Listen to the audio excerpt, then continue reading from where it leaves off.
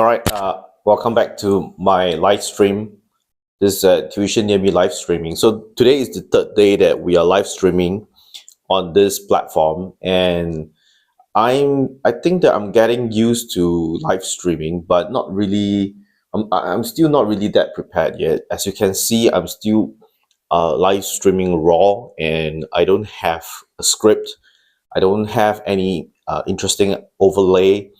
And the thing that I want to talk about today, anyway, I just want to talk briefly about, based on my past 2 days of live streaming, I've come to the conclusion that live streaming is not really that easy, and because it is very difficult for me to talk continuously for 1 or 2 hours, especially when I don't have any script.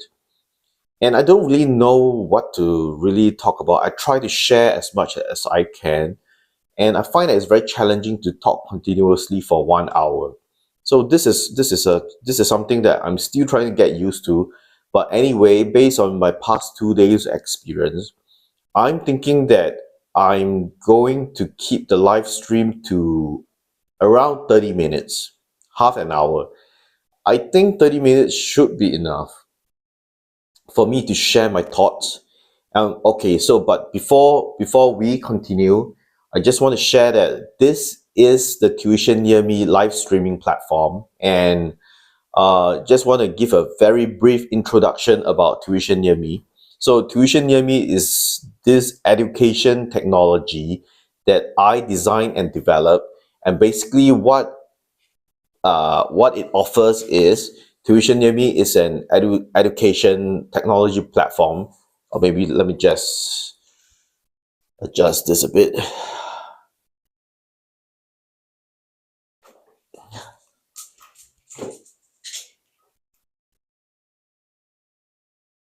All right.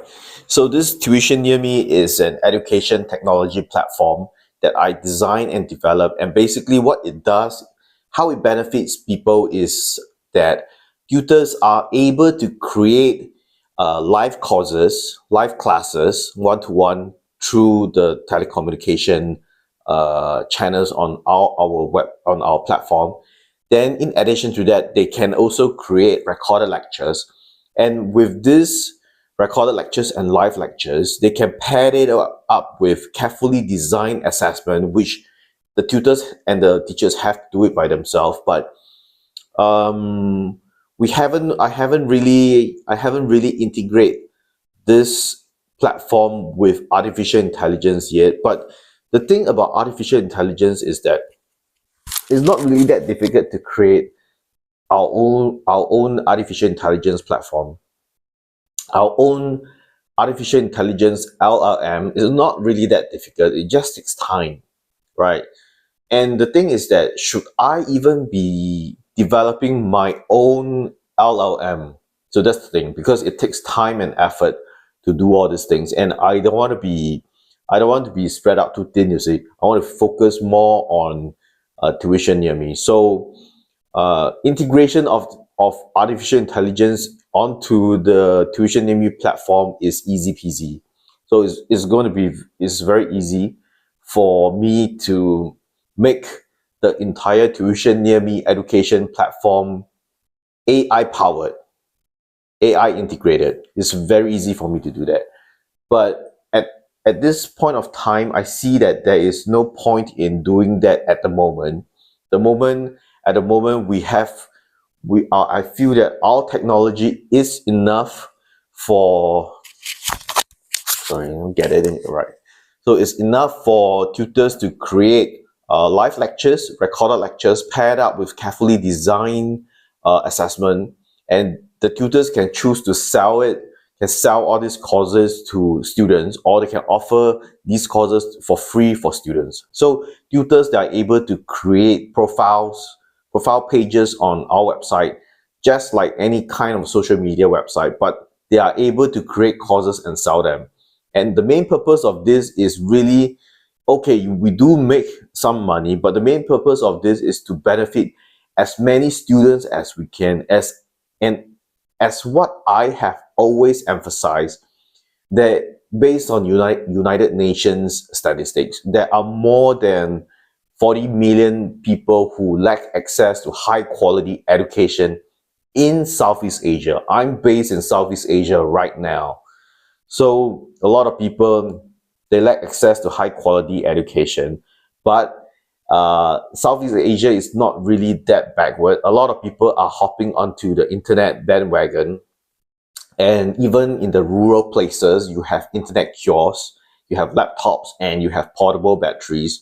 And now local governments have started to, in addition to supplying them with portable batteries, they also give them solar panels so they can access internet at somewhat relatively stable internet at relatively fast speed. Then, in addition to that, we have certain private vendors who are providing satellite internet to some of these places, so you are able to access satellite internet from all these places. So it makes it very easy for people, for students in rural areas to access education on the Tuition Near Me platform. And on Tuition Near Me, right, what we have done is that we try to make it as lean as possible. We don't want to make it too high tech. We can make it very high tech, but what is the purpose of that, right? Because when you make it too high tech, you actually make it even more difficult for people from the developing country or people who lack access to financial resources, to hardware resources, to access all these things. So I can transform it and make it into a metaverse or virtual reality, augmented reality. It has always been on my mind, but why do I have to do this? If I transform all the educational content to VR, AR, virtual reality, augmented reality, what it means that to me, I think, is that a lot of people from developing countries, they will not have the financial resources and the hardware resources to access all these educational content that are being they're being created in this AR and VR format. So what I'm trying to do is that, and there's still a lot of people who aren't able to catch up. And it has been going on for a long time. The gap between the developed and the developing countries have been widening all these years. So in developed countries like United Kingdom, United States, Singapore, you have access to some of the best resources, and the technology in these countries keep developing, keep advancing. And as you advance, right, the hardware becomes more advanced, it becomes more expensive. And basically people with, like, there are some countries where people are relying on 3G internet when we're talking about 6G now. Some countries are talking about, some countries have already implemented 5G internet network. Some are coming up with 6G, and there are some countries that have technically already have 7G network. So instead of trying to keep on producing the latest innovation, we have to think of how to benefit the rest of humanity, the rest of all humankind, and how to close the gap and elevate everyone. So with this in mind, right, this is what I have in mind. And basically I can create anything. Basically, we can create anything that we want, right? We can shape the future the way we want it to be. That is by creating products to cater to the future, right? And then we can, after creating the product, we can onboard as many people as possible, get them to believe in our version of the future, so we can manifest the future in any way that we want it to be. But the thing is, do I want a future where there's a widening gap between the developed and the developing societies? No. So for me, the main aim is to create a future whereby I can elevate as many people as possible. And one of the ways to go about that is education. So I'm paying a lot of attention on this this company right now, this company that we are building, the main motto, the main vision, the main goal is to connect educators with and students with high quality educational program. Well, now it's already 11:40, right? So I've been talking for almost 20 minutes. So with this in mind, right, this is the so-called future that I envision, and this is the future that I want to create, that I want to manifest in Southeast Asia. And if you have listened to my previous live streaming, I've shared that this is our goal for Southeast Asia, and eventually we'll move beyond Southeast Asia to move into Asia. And if we can make it right, we'll be able to move out of Asia to benefit even more people. So the main goal every single day is to benefit as many people as possible, getting them access high quality education. And one of the best way to elevate yourself at the moment is to learn languages. And the top two languages that I feel that it's very important is to learn, very important to learn. One is Mandarin, the other one is English.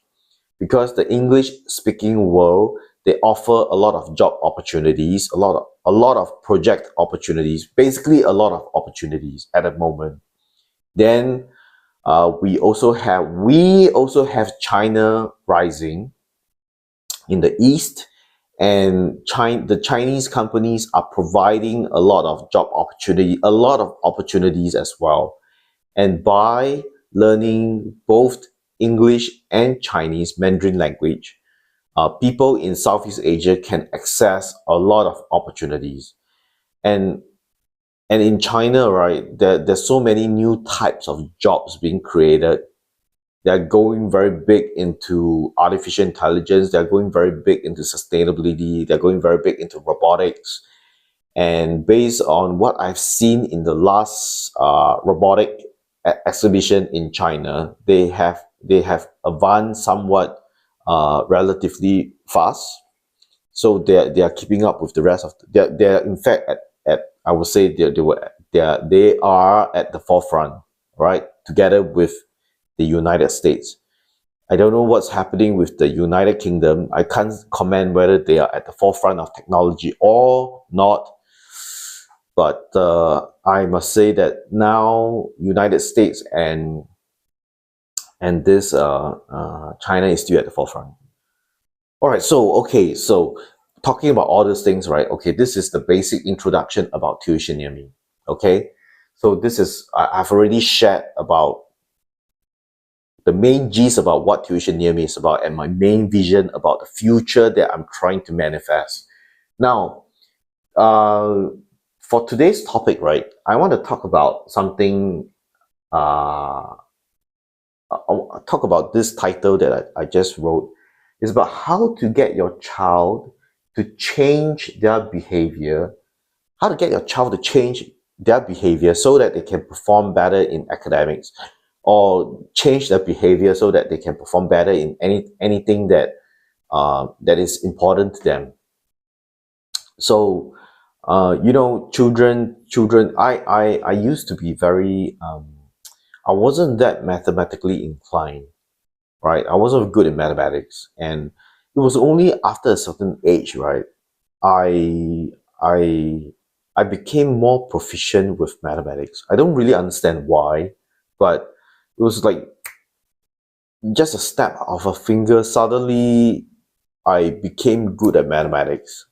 Okay, so I wasn't really that good in mathematics when I was young, and I remembered that when I was in the classroom. So whenever teachers talk about mathematics, they start drawing all the equations, and it's just simple equations like plus, minus, and all this. And my brain would just go blank. And I still remember that I feel so tired. Like I feel like sleeping on the spot. It was as if like the teacher was weaving some sleeping spell over me simply with all those mathematical symbols and numbers. And it was just addition and subtraction and some multiplication.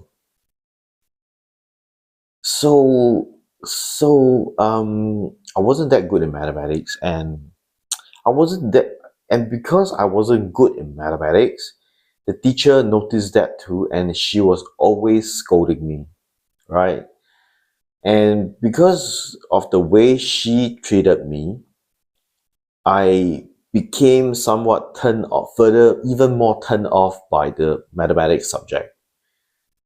And basically, I just couldn't do well in it anymore. I couldn't see why we had to take mathematics. For me, learning about anything is always the big why. I have to know why I need to learn something. And if don't know the why, I won't engage in that subject anymore. So as a child, right, you have this fixed mindset about certain, it's very easy to have a fixed mindset about certain things because of the expectation that other places on you, other place on you, and because of many factors, right, a certain kind of behavior set in a child. So the child starts to believe that uh, he or she can't do certain things, or can't perform certain things, can't achieve certain things, cannot do well in mathematics. That's why they should give up mathematics by a certain age. And I realized that, okay, so I said that my mathematics suddenly became better as I aged, as I grew older. Uh, but there was another point whereby I suddenly became interested in mathematics, but I still weren't proficient. It was until a certain age that suddenly just snapped and I became extremely proficient in mathematics. All right. So I just want to talk about the stage before I became proficient in mathematics. Of course, one of the way to become proficient in mathematics is to practice it. And but that's beside the point. The point is that I didn't like mathematics. All right, I felt that it was useless to learn about mathematics. But the thing is that um, so about shaping the behavior of a child, how to get a child to be interested in mathematics. That's something that I'm very interested in. How do you shape a child to, let's say they have to take a subject, then how do you uh, get them to perform better, at least get them interested in the subject. And after you get them interested, you can get them to perform better. So there are many techniques. So now let's go to shaping their behavior. And one of the best method that I think that is to shape a child's behavior is to to alter the social circle of a child. And very often, um, you can say that birds of the same feathers flock together. And to a certain extent, that's truth to a certain extent. And I noticed that if you somewhat change the social fabric, the social circle of a child, uh, his or her behavior will change. And let's say if a child, let's say a child is not interested in mathematics, and you try to encourage the child to be interested in mathematics by getting someone by buying by having him or her to engage in mathematics games, that doesn't really help because they will still be turned off by mathematics. One way is to get them to know the why. Why do they have to learn it? But that is also difficult as well. And I realized that the fastest way to change their behavior is to change the social circle. That is, if you are able to change the social circle sorry, to introduce somebody that that child looks up to, right? It has to be that way. Somebody that the child somewhat looks up to. It could be an older cousin or something like this, just someone you got to carefully observe someone whom the child is uh who is what was I saying? All right. So who looks up to, and this particular child or this particular person has the attributes that you want your child to adopt. For example, this particular child that your child looks up to, he or she happens to be good in mathematics, all right? And they have something in common. The common good in mathematics. And now if you introduce this person to this child will eventually develop more interest in mathematics.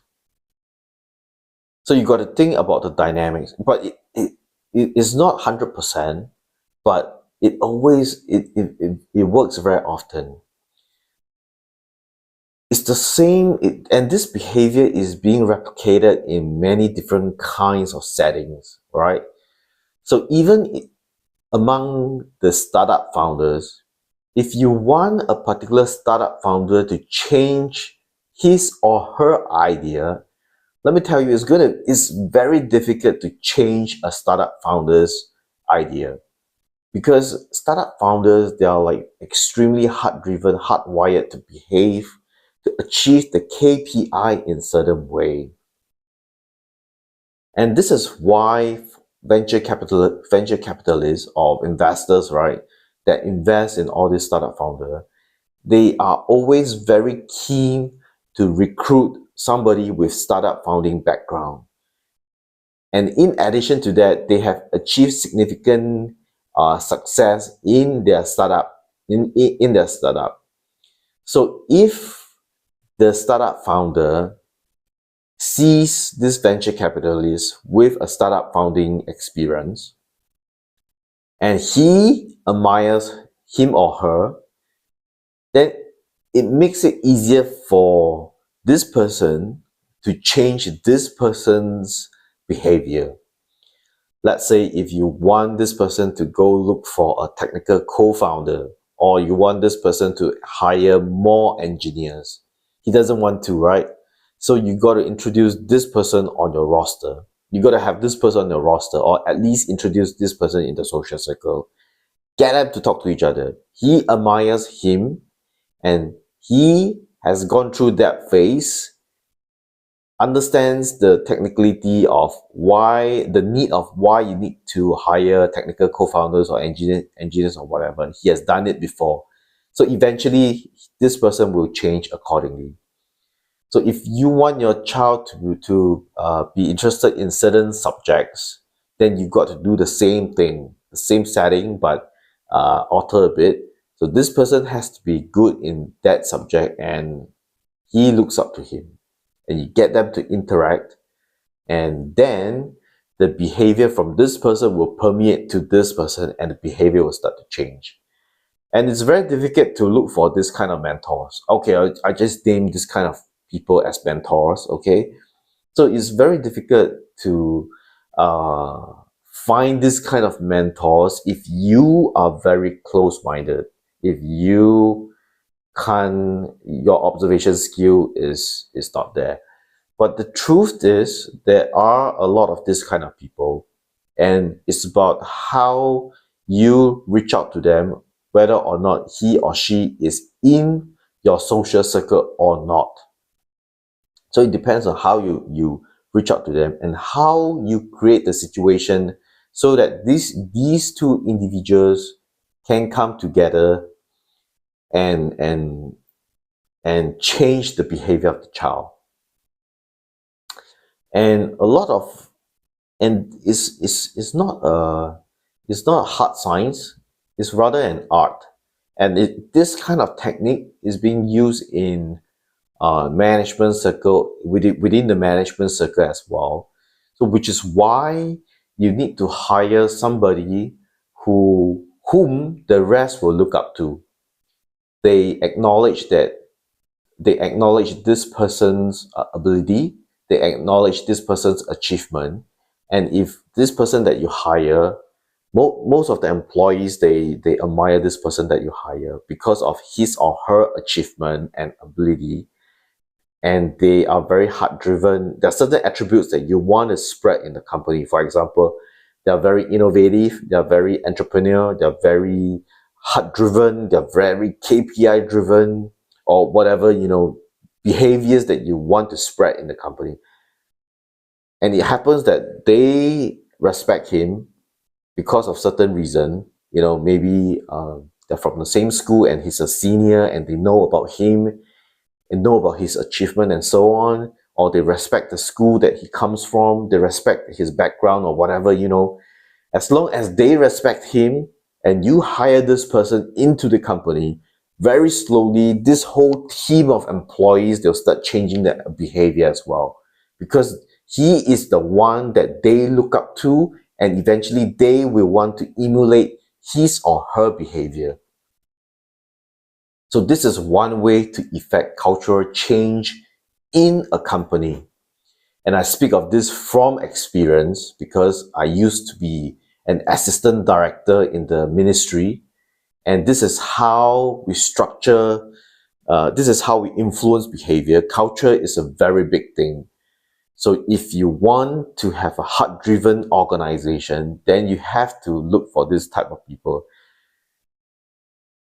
Well, this type of people, that is people whom they look up to. But if you hire somebody with all the attributes that you want to spread among all the people, but they don't look up to him, then you are going to get the reverse result, and you're going to lose the trust of the rest of the employee. You are going to cause turnover and so on. So it's always very important to put people with achievements, achievements and ability, and whatever experience that is respected by all the rest. If you don't, it's going to be really bad. The outcome is going to be really bad. So this is one way to change the behavior. Or let's say another way to change the behavior is, okay, if you want your child to be more disciplined, right? So you can enroll him or her in a sports whereby a sports that he likes, and there are seniors within that sports that are who are very hardworking, and in a way it changes the dynamics, it changes his behavior as well. Or for example, you go for summer camp and there's these few seniors who are very articulate and always sharing. They have the attribute that you want your child to emulate. Then go ahead, send your child to that summer camp to interact with these people, and eventually his behavior will change. And it's very difficult for parents, for children to listen to their parents nowadays. And this is especially so for some of the Western societies. It's somewhat easier in Asian society, but the way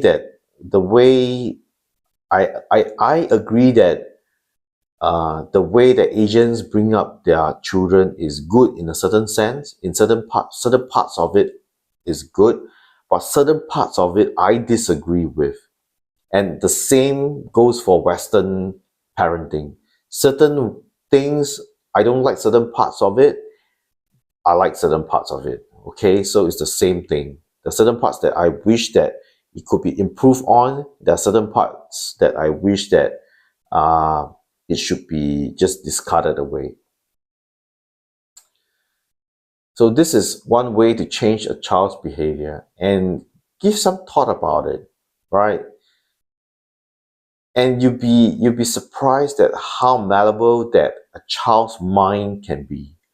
That's why when you choose a sports for your child, when you enroll them in a sport, it's very important to observe who are in the team, because they will influence your child. It's very important to observe the activities that your child, basically the activities that your child is enrolled in. For example, scouts or whatever.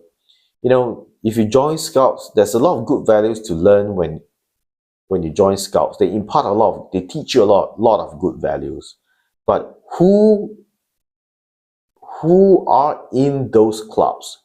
Those people are the ones who will truly influence your child.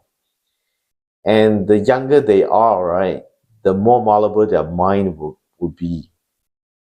So it's better to, I feel that it's better to keep tab on their social circle, and if you want to play a part in it, then you want to shape them in a certain way. I know it's very narcissistic to shape your child's behavior, but certain parents, they want to do that. So I'm just saying that, if you want to shape a child in a certain way, then you have to pay attention to their social circle and make the necessary changes. But if if if you just want to let them be, then just let them be. They'll just live the life that they want, and they turn out the way they want, and most probably it'll be fine. But if you want to change it, then you can try this method. Okay, so like what I said earlier, I'm going to keep the live streaming to half an hour every day, not a full hour. And today is the first time that I'm going to implement this. So this is going to be the half hour live stream. So I've been speaking continuously for half an hour, and I think that I'm doing fine. But I try to improve as much as I can for the next few live streams. And that's about it. I've been live streaming for about 31 minutes and 35 seconds, which is pretty good for me because I'm still a live streaming newbie. I'm still a noob at live streaming. And one thing that I really think of improving is I think that this setup that I have is quite alright.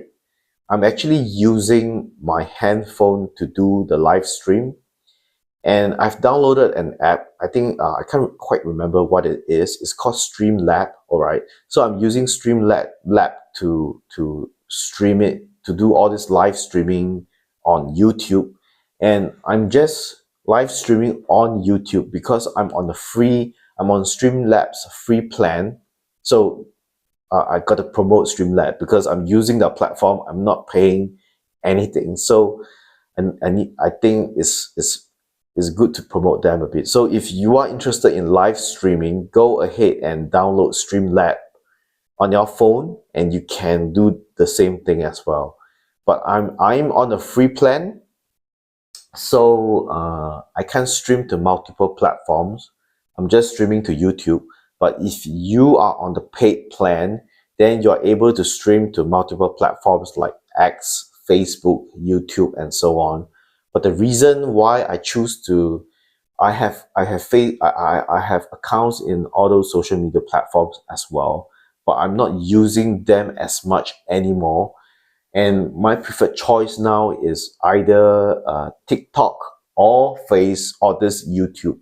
And the reason why I've chosen YouTube over the rest, including TikTok, the reason why let me explain. The reason why I chose YouTube over the rest of the social media platform is because the rest of the social media platform are more community driven. And what this means is that you have to build up a following. You have got to have a pool of subscribers and followers before it makes sense to do any live streaming.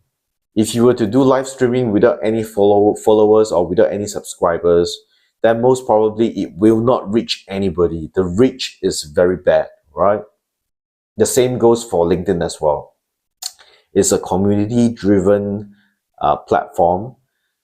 It only makes sense if you want to live stream for your community members, live stream to your community members, and when they interact with your video, then it starts to spread.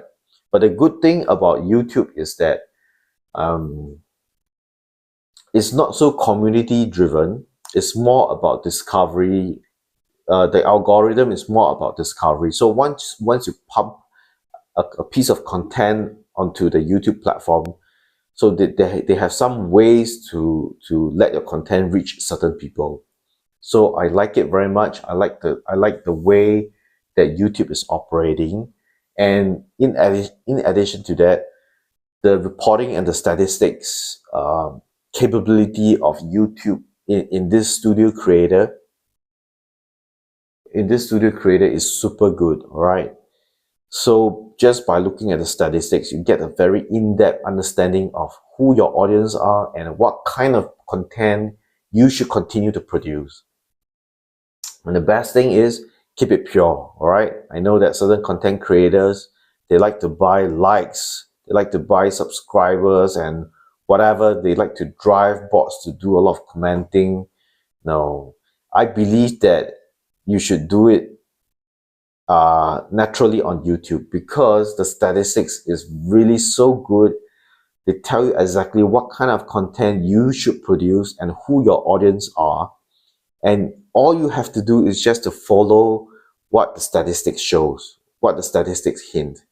And once you do that, and you can slowly catch on the trend itself.